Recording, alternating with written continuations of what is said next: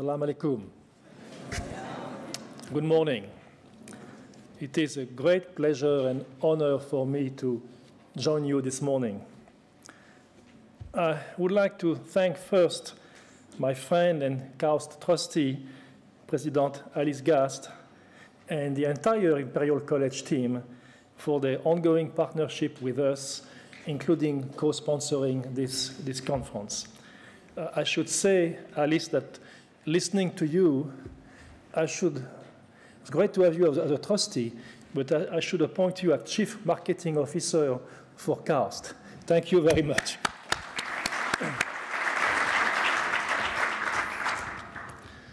Again, I would like to add to the thanks already expressed by Alice to thank the organizing committee of students who contributed their ideas and energy to the organization here, and to assure that all of you would have a great experience. Thank you also to the Scientific Society for Saudi Students and the Saudi Arabian Cultural Bureau for all of your work and support of those great students. Thank you very much. Alice also thanked the KAUST team, and I would like to thank the KAUST team, including a person who cannot be here today, Dr. Jean Fréchet, our Vice President for Research, who is recovering from some surgery and is with us in spirit, and was involved in all the details of the organization, and I'm very pleased to have some members of his team today with us. Before I begin my remarks, I would like to take a moment, as Alice already has done, to say a few words about the enduring vision of the late King Abdullah. He invested in education and science and technology as a mechanism to promote prosperity and economic growth. He had a vision of a highly educated society and a knowledge economy that would become a beacon of inspiration for generations to come. KAUST, you and all your fellow students across the world represents the King's vision, and you will fulfill it over time through your academic and professional achievements. Because of you, the students, the legacy King Abdullah will have a long-lasting impact on the kingdom and the world. And I think it is the most important legacy is likely you, the young people who are studying here in other parts of the world. Now, let me go to my talk, to my remarks. Today, I would like to share with you my perspective on the ingredients that drive excellence in research universities around the world, and especially focusing on science and technology universities, which reflect my own experience. Those universities play an integral role in innovation, economic development, and prosperity of a region or a nation. Now, this, in fact, the importance and the influence of science and technology universities on driving prosperity and economic development, in addition to knowledge, started a lot, especially in the US, but as well as major parts of the world, in the 19th century, because of the emergence of mechanized agriculture, transportation, and industry, the Industrial Revolution. Many universities, like those in the US, were created at the time with the explicit intent to enable and support industry and economic development. Over time, over the past 150 years or so, the landscape of science and technology universities evolved very significantly into an innovation ecosystem where they are supposed not only to educate and train highly qualified graduates, but also to support and create new industry. And there are examples of that in different parts of the world. Obviously, the main example that people always cite is the one of Silicon Valley, where you have, obviously driven by universities like Stanford and Berkeley, but you also have innovation engines in other parts of the world, including the Cambridge Science Park, which was established many years ago and is still thriving in the UK here. So universities more and more, especially when they're focused on science and technology, play a stronger role than simply educating great scientists and engineers. Now, one can argue that science and technology program will make positive contributions to the economy irrespective of their focus or irrespective, essentially, of how good they are. The single fact that their graduates find employment, even in difficult times, in a 2008-2010 major recession in the world, most science and engineering graduates were still finding jobs. At least it was my impression in California, where when the unemployment was above 10%, corporations were looking every day to hire more scientists and engineers. So you can make a case that they do a great job irrespective of their focus or irrespective of the quality of their program. However, the degree of effectiveness, I think, vary a lot, and their impact on innovation and on prosperity vary a lot.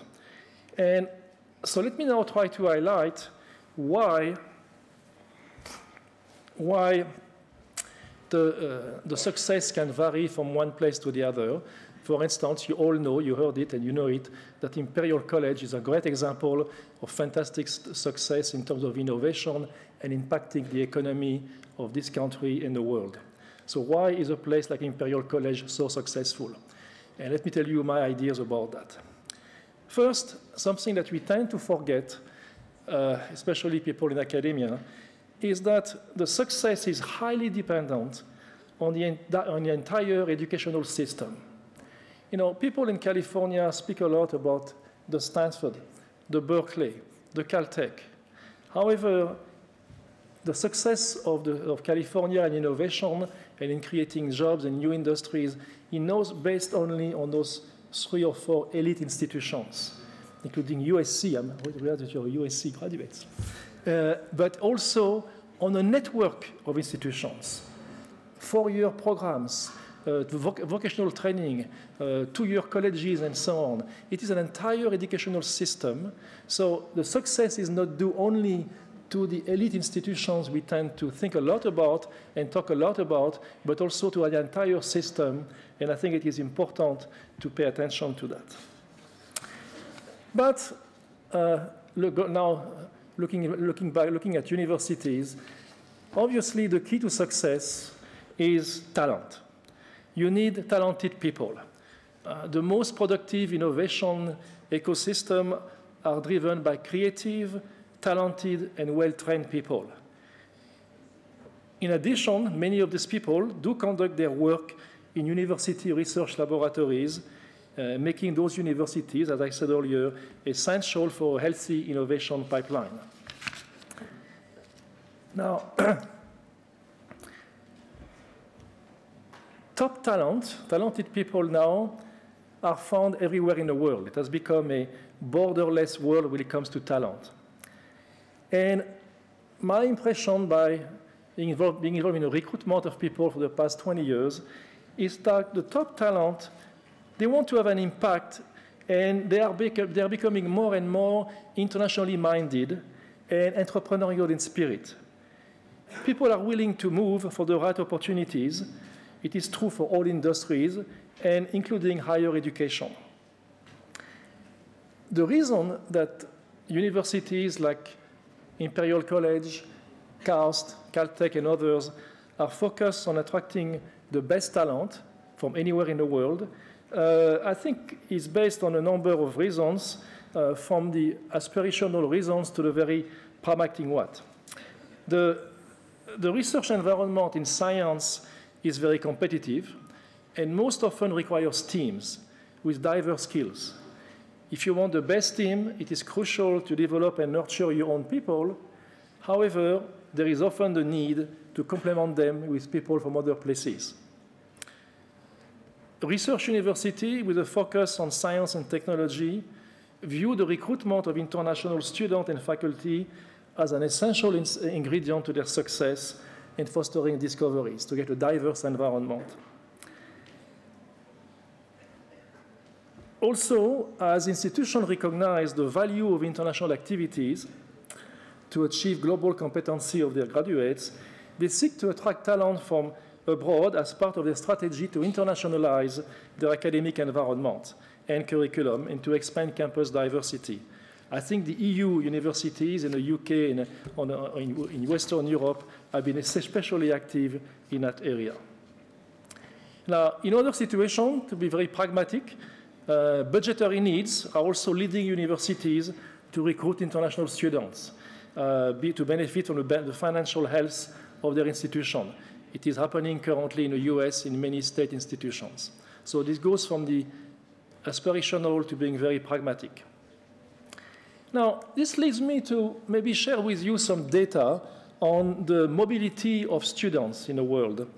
And the estimates show that there were about 4 million internationally mobile students in 2012 who moved to different parts of the world. Those are UNESCO-based data. And a doubling of the number of students from 2000. So a dramatic increase in about 10 years in terms of the number of students studying abroad. It is true that the United States and Europe remain priority destinations. But mobility trends suggest a more complex flow of talent throughout the world with increasing competition for students, faculty, and researchers in new regions, such as Asia and the Middle East. In fact, there are a number of people who study those trends and suggest that we are moving away from the trend that was referred to in the past as brain drain to one that may be more of a global brain circulation, a phenomenon defined by a flow of talent that is multidirectional, where talent is being drawn to both established and emerging universities, and where the graduates, the students, may return to their home country or move to another country after they graduate or stay in the country where they studied. So this idea of moving from the brain drain idea to more of a brain circulation, which I think is maybe a bit more appealing than brain drain. So let me show you a few more of those. I find those data to be quite interesting. Let me show you a few more here. For instance, this slide here, again from the UNESCO in 2012, try to show the student mobility for the US. And clearly, in the US, there is a very significant number of inbound students coming to the US, and a much smaller outbound students. And students from the US, going to the US, are coming from China, India, Korea, but Saudi Arabia is fourth now, with, I believe, this past year, almost 50,000 students from Saudi Arabia in the kingdom, in the US. So fourth after China, India, and Korea. And now, for American students, when they go and seek degrees outside the US, the top destination remain Western Europe, with the UK, Germany, France, as well as Canada, I should say, being the top destination. But clearly in the US, much more inbound than outbound. Now, Saudi Arabia, the top outbound destination is the United States, as I said earlier, followed by the UK and Australia. And I think I heard today that the UK, it's about 10,000 or more students from Saudi Arabia here. And in fact, CALF now is starting to contribute to that flow because, as you heard already, our students are from all over the world, including Saudi Arabia, the largest number being Saudi Arabia, about 35%, but we bring students from all over the world. What is interesting for Saudi Arabia, when I look at those numbers, is in fact that the number of inbound students is about the same as outbound students. If you look at the data, Saudi Arabia draws a considerable number of students from the Middle East. Now, same Same piece of information for the UK here. And, top student mobility include destination the US, France, and Ireland. And after those two destinations, Malaysia, Germany, and Australia. And the majority of students who receive degrees in the UK universities are from China, India, Nigeria, and Germany, followed by Ireland and the US. So I'm showing you those slides because I think they're interesting. They show that this idea of a flow in both directions, in some time relatively equal for inbound and outbound, in some cases like the US not equal, but it really does emphasize that, that idea of brain circulation, which is increasing dramatically, as I said, going from 2 million students to more than 4 million nowadays. Now, with global competition for top talent and the increased domestic investments in higher education by emerging economies, the ability to attract or to retain talented students will continue to drive policy debate at national level. It's not a new question. It's always a prominent theme throughout the history of universities. But now, because of our interconnected, globalized world, top talent, and the adjective top is important here, have unlimited paths through which they can develop their career.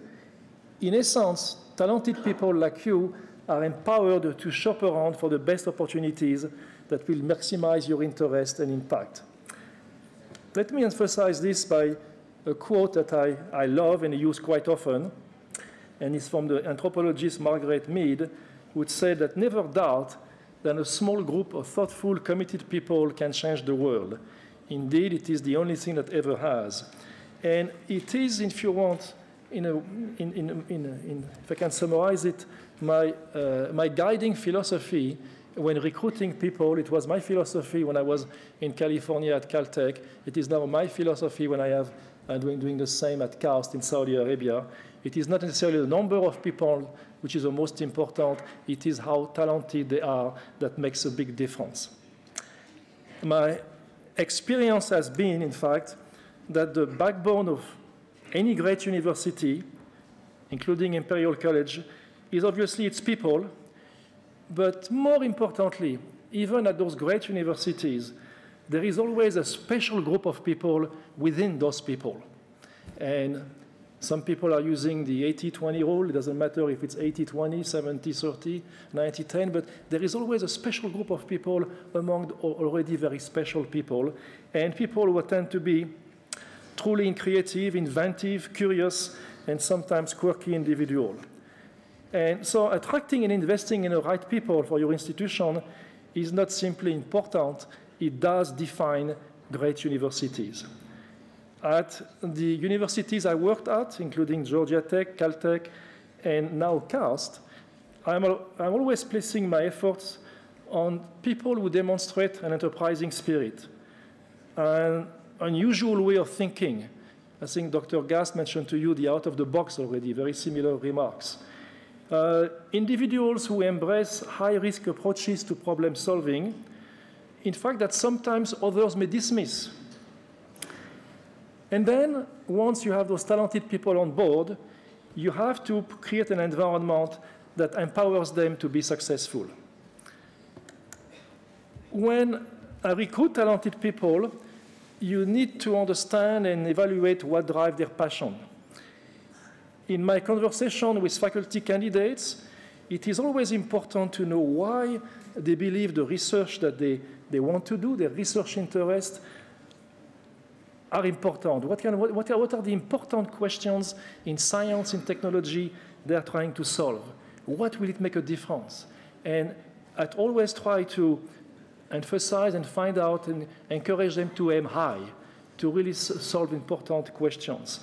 Also, an essential question, it doesn't matter where you are, Imperial, Caltech, or elsewhere, I always ask why KAUST or why Caltech would be a good place for you to conduct the research. You have to get a sense that they have an appreciation for why is the opportunity important to them.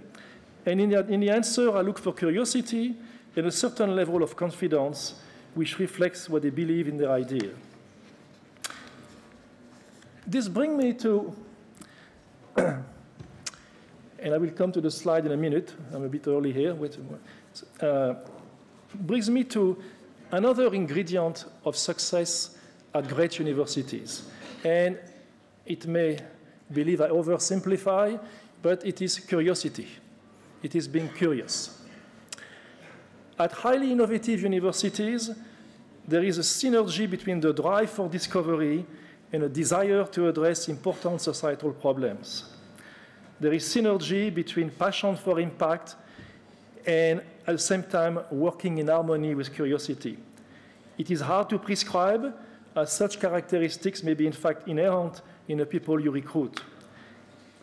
It is important to appreciate that talented people are not simply seeking out an academic home. Rather, they look for an ecosystem that offers the best opportunities to conduct their research, contribute to their fields, connect with other great talent, and have impact. In essence, I think more and more very talented people from all over the world are becoming internationally minded entrepreneurs. And by entrepreneur, I mean an enterprising individual, a creative person who is interested in high-risk, high-impact work and will dedicate an enormous amount of energy, passion, and tenacity to achieve his or her goals. I feel bad that the word entrepreneur very often is used only to think of somebody who is going to make lots of money out of new companies. Think more of it as an enterprising individual. An entrepreneur is first a creative person, a person who believes in an interesting idea. Maybe the money will come, but being creative and curious is the first part, and then to be willing to dedicate an enormous amount of energy and passion to what you are trying to do. So, come back to my slide here. If I can use an analogy, the laboratories of the scientists in the universities at Imperial College or KAUST is in fact like the garage workshops of Silicon Valley, and it is best exemplified by this one that you may recognize. It is the garage of Steve Jobs when he first created the Apple computer with Steve Wozniak in 1976. So in these garages, those laboratories of our faculty, we must celebrate the role of our faculty not only as scientists, but also as pioneer, inventor, and leader. We must also embrace what I'm going to now likely shock you with the words I will use. In those universities, in those laboratories, we must also embrace the usefulness of useless knowledge. If there is something you remember from my talk, remember curiosity and the usefulness of useless knowledge. And you may think that the president emeritus of Caltech and the president of KAUST is crazy when he's talking to you about the usefulness of useless knowledge. However, I may be crazy, but I'm not the first one. And in fact, the quote I have here is from Dr. Abraham Flexner in 1939, many years ago. He was the founder of the Princeton Institute for Advanced Studies. And in 1939, he wrote a very interesting paper, which I encourage all of you to read. It's still important to read today. And in that paper, he looked at a number of examples. And the most interesting example that you will relate to is the one of wireless telecommunications, the radio and wireless telecommunication, invented by, obviously, Marconi, the inventor of the radio. But Flexner showed that Marconi was able to invent wireless telecommunication based on the work of Maxwell 40 or 50 years ago, who developed the equations for electromagnetic waves. And then the work of Hertz a few years later, who showed, in fact, how you could create and measure such waves. Now, if you look at the history, in those two cases, Maxwell and Hertz made those great discoveries, and people, including fellow scientists, said, so what? Okay. Didn't see anything exciting in that. 35 to 40 years later, Marconi showed that appeared to be useless knowledge could in fact be very, very useful. And I think if all of you, I see some of you, in fact, right now working on your iPhone, all of you will likely agree that this useless knowledge was in fact very, very useful. The point here I'm trying to make is that being curious, looking at things that may appear to be useless, is fundamental to the well-being and the success of great institutions and of the world, because that useless knowledge is become very handy at different times. So I encourage you to read the paper by Abraham Flexner and to remember that there is a president of a university who told you about the usefulness of useless stuff. Now, that brings me to another feature, if you want, for greatness at a university. And it's one, again, a little bit difficult to explain. It's based also on culture in many ways. And it's to promote an enabling culture that supports both curiosity-driven and problem or goal-oriented research. Curiosity-driven research doesn't provide instant gratification, the example of Maxwell. It is risky and often long-term, but also the source of most great discoveries with the potential to spur dramatic technological advances. At the same time, we have problems today, problems in society to look at. So you must also support research that is more focused on solving critical issues faced by the world. And if you look again at the great institutions in the world, and again, focusing on those dedicated to science and technology at large, universities like Imperial College, Caltech, MIT, KAUST, and others, I think they find the ways to promote and leverage both the coexistence of the free-spirited, curiosity-driven research and a more focused, goal-driven research, which translates science and discoveries into processes, products, and technologies. You may ask yourself what conditions lead to game-changing innovation. And there is a number of studies on that. One study I like very much on innovation that focused on the fields of genetics and nanoscience found that, coming back to my earlier thing, truly creative discoveries, both in mission-driven and curiosity-driven research, were made again by bright and curious minds. That you can show that the most important discoveries are done by a small group of extremely talented people, and people who had the freedom to define and pursue interest both within and outside of broadly defined long-term research agenda. Another key enabling factor is the availability of flexible and sustained resources to assure that researchers can focus their energy and passion on important questions, both curiosity-driven and goal-driven.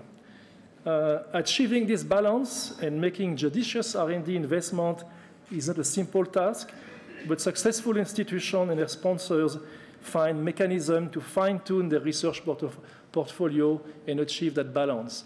I was listening yesterday to my colleagues at Imperial College who just went through a major exercise. I forgot the name, but it is to evaluate the quality of the research at UK universities. Obviously, Imperial is coming out with flying colors, doing very well.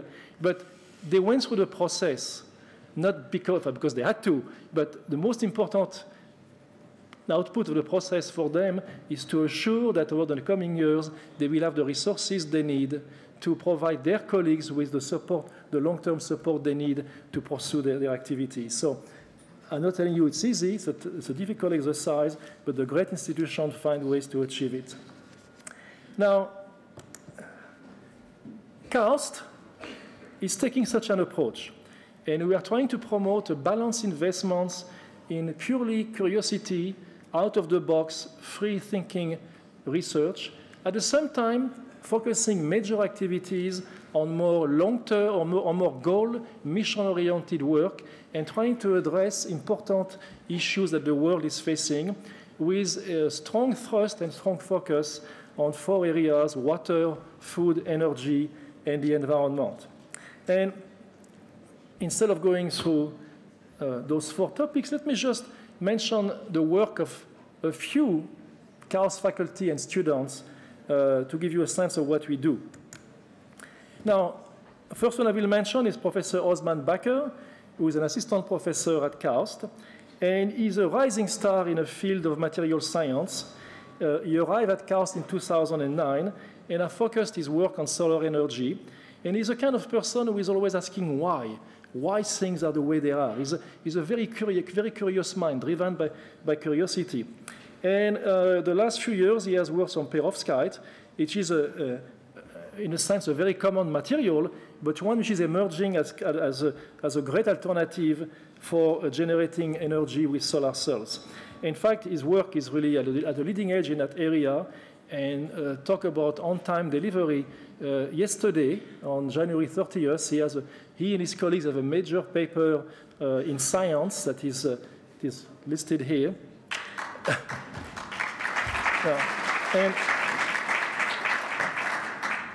And what is very interesting, his work is really fundamental, but we all believe that it can major impact on the future generation of solar cells. Dr. Becker is a very interesting case too for us. He's from Saudi Arabia, and in fact, as a child, he lived in Tuval, the small village next to where we are now. His family is from Jeddah, and he has been with us from the beginning of CARS. So it's a great success for her. Let me now mention another person who is Professor Mohamed Edaoudi, who has created the instrumentation to fabricate and test metal organic framework. And those new materials, he's not the only one in the world working on that, but he's viewed as being the leading expert in the world. In fact, he's by far the most highly cited person in that field. And it's a new generation of material that can have major applications for clean energy alternatives and reducing greenhouse gas emissions. Now, another person I would like to mention to you is Dr. Mark Tester. And Mark is an example of a person, the previous two are more the curious-driven type people. Mark came to CARS to us 2 years ago with a mission. His focus, he wants to find ways to produce plants that can really grow well in a salty, hot, harsh environment, without obviously having to create an enormous infrastructure around them of cooling, of loss of. You have to do it in a very energy efficient way. And he's driven by that vision. That's why he came to CARS, because we are a place where he can try to achieve his goal. And he's working with us at CARS, but also he's doing his field work right outside Dubai under the sponsorship of the International Center for Biosaline Agriculture. So an example of a very strongly focused person on a mission, but doing great fundamental science to achieve his goal. Now, let me mention a couple of our students. Dr. Jessica Baumeister, she just finished her PhD in 2013 with a focus on the timing and synchrony of coral reproduction in the Central Red Sea. And she discovered, classified a new coral species, which will be called Cephastria causti. And that new species will be formally released, announced to the world later this year. When you look at that quick video, if I were much younger, I know what kind of research I would do for my studies. It's quite exciting to be doing work in the Red Sea. Let me mention you another one, Dr. Mohamed Zidane. And Mohamed is a PhD candidate in our sensors group in electrical engineering. And his research interests are in memristor, chaotic systems, ray tracing, and computer arithmetic.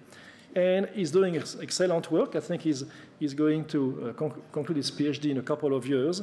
But what is also interesting about him, to show you how good a person he is that he recently received a fellowship from the IEEE Circuits and Systems Society, called CAS.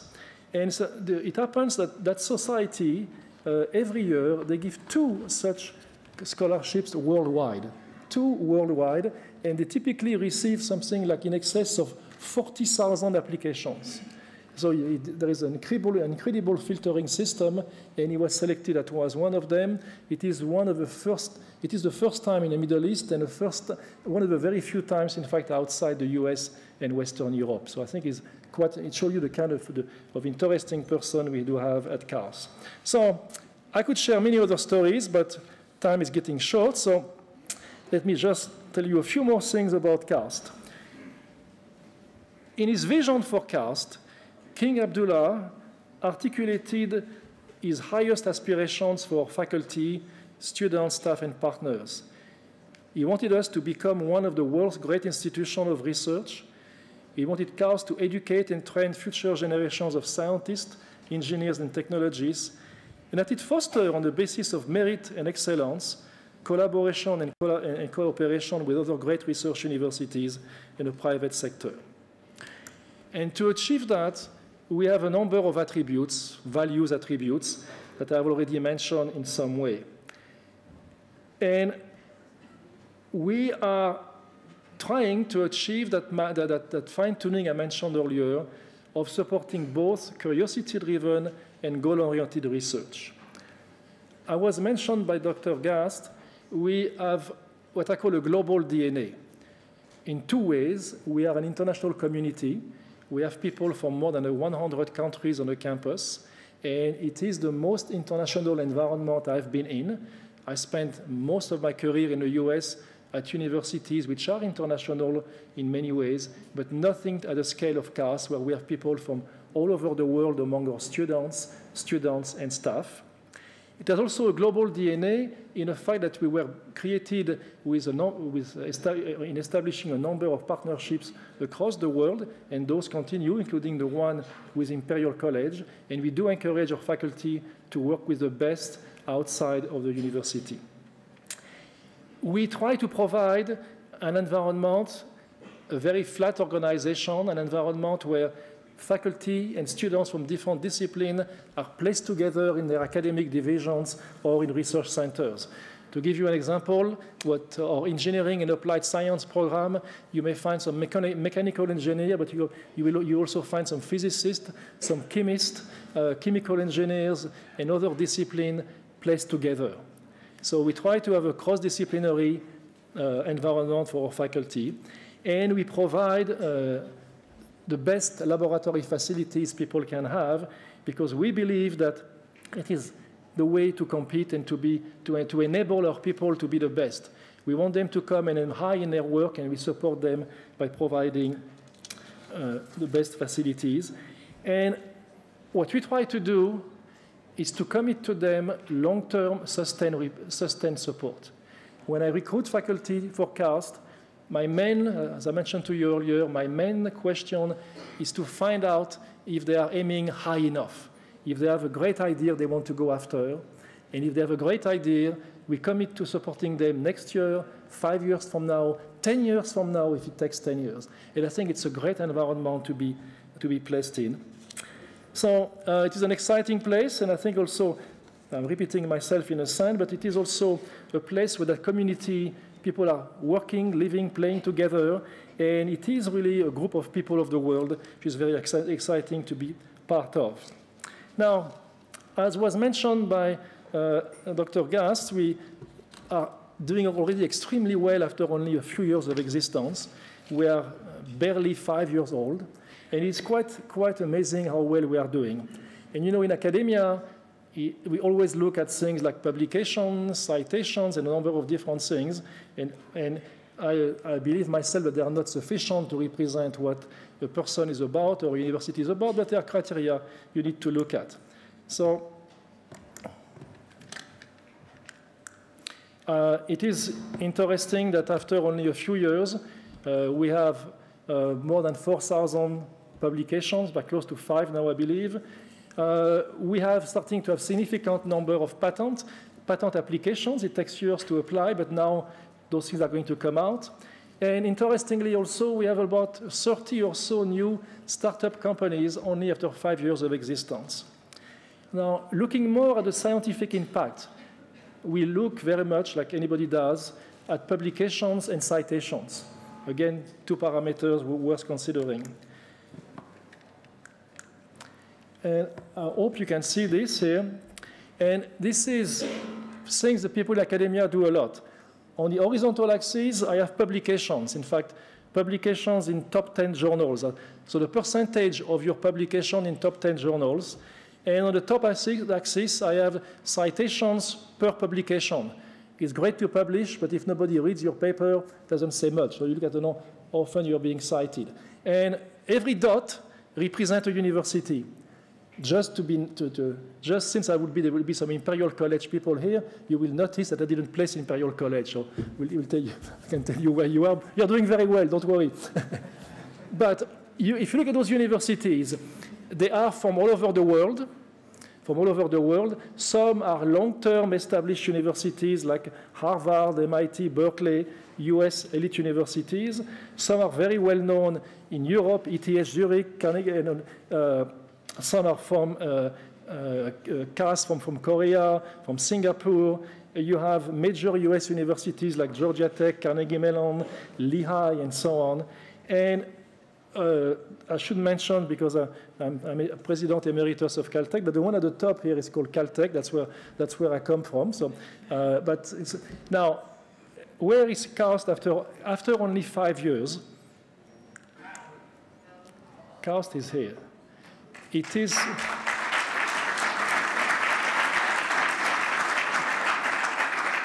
If you look at the institutions around it, it is truly exceptional, especially given that you are a very highly focused university in a small number of disciplines. And besides that, we did some more detailed studies in areas where we are focusing a lot, like material science and energy, where we are really among the best in the world already. So I think it's a great accomplishment, and I think it is why, coming back to what we said earlier, we will help achieve the legacy of the late King Abdullah. Now, to conclude, I think those are the key ingredients for a truly productive innovation ecosystem built around universities.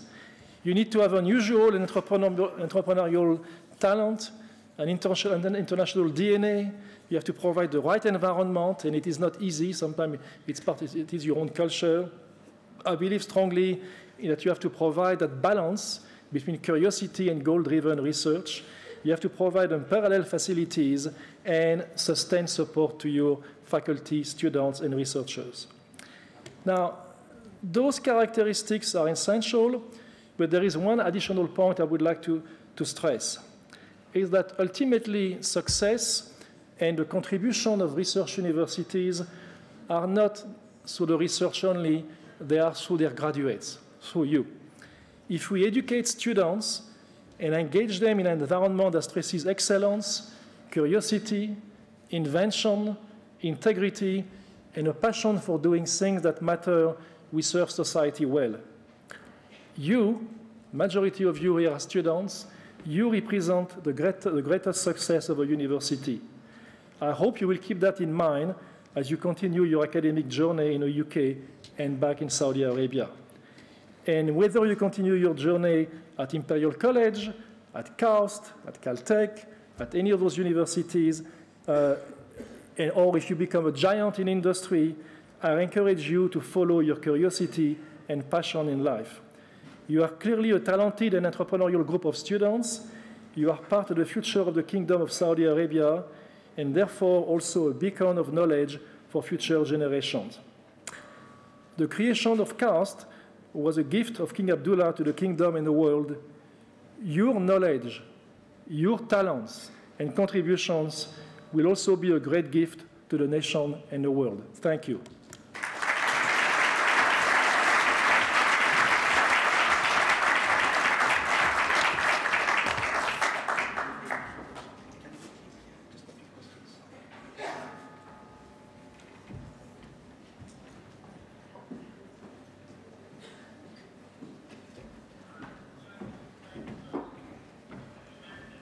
Thank you very much for an inspiring presentation. Ladies and gentlemen, we now open the floor for questions. So if you have any questions, please go ahead and ask your question.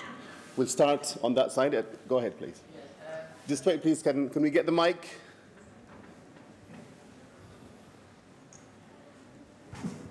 Program or researchers, do you host them in your labs? Can they access your materials? That's one of the questions. The other questions, I'm curious, what is your say regarding the criticism of Science magazine to King Abdulaziz University? I know they criticize them, and now they're actually achieving very well in benchmarking journals, citations. Thank you. Okay, two questions. The first one, the answer is yes. We have many partnerships outside the kingdom, but also many partnerships within the kingdom. If you are interested, in fact, Mr. Nadmi and Nasser and Nadja could give you details after the meeting here, but we have a number of research programs which were established with other universities in the kingdom, including King Abdulaziz University, and also with KFUPM and others. So that's already in place.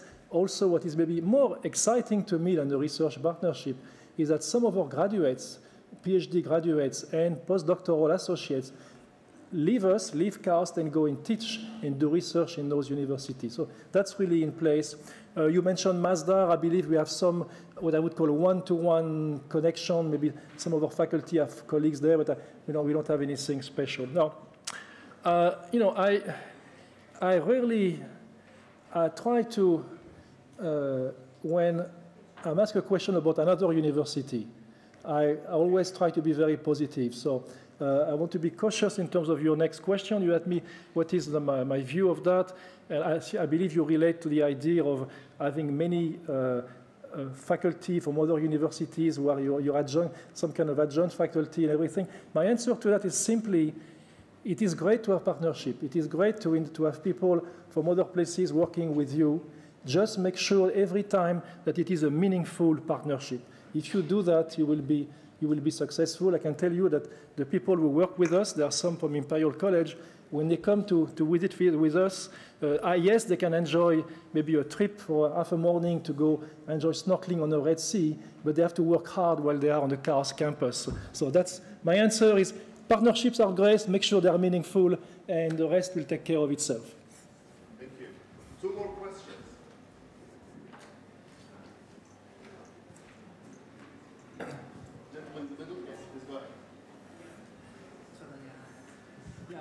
Saeed Sheikh, a PhD student from Imperial College.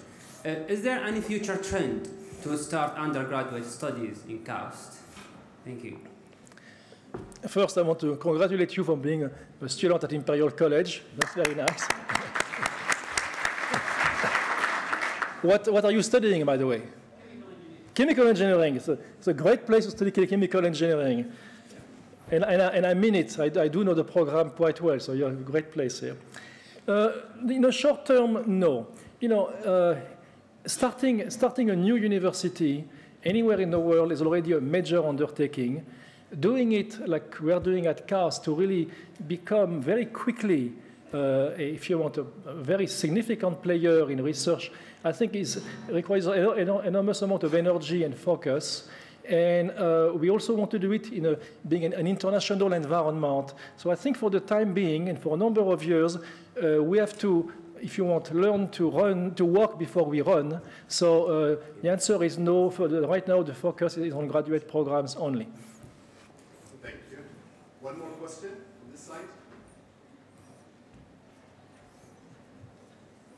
No?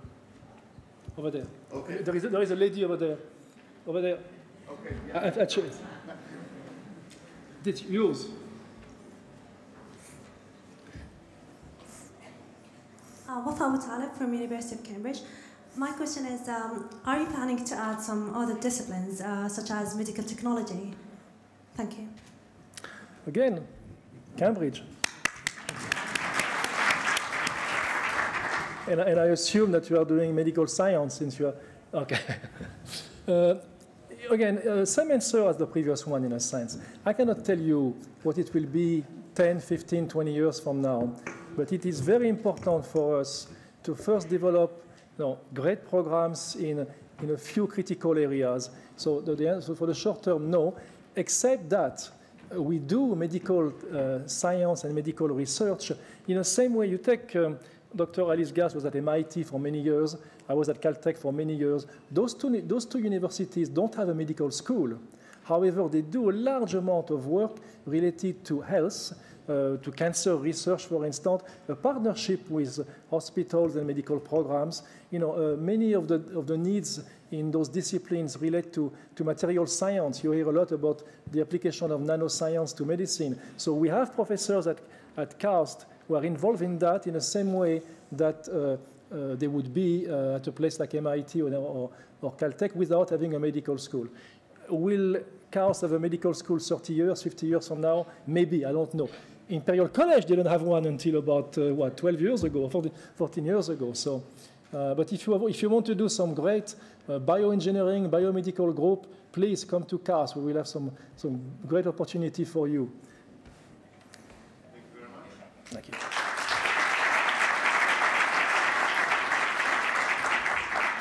Thank you, Professor Chamot, for an inspiring speech. Ladies and gentlemen, we are now going to take a coffee break, which is an excellent opportunity for networking and knowledge sharing. At exactly 12 o'clock, all sessions will start in the various rooms as shown in the conference's booklet. Thank you and have a wonderful conference.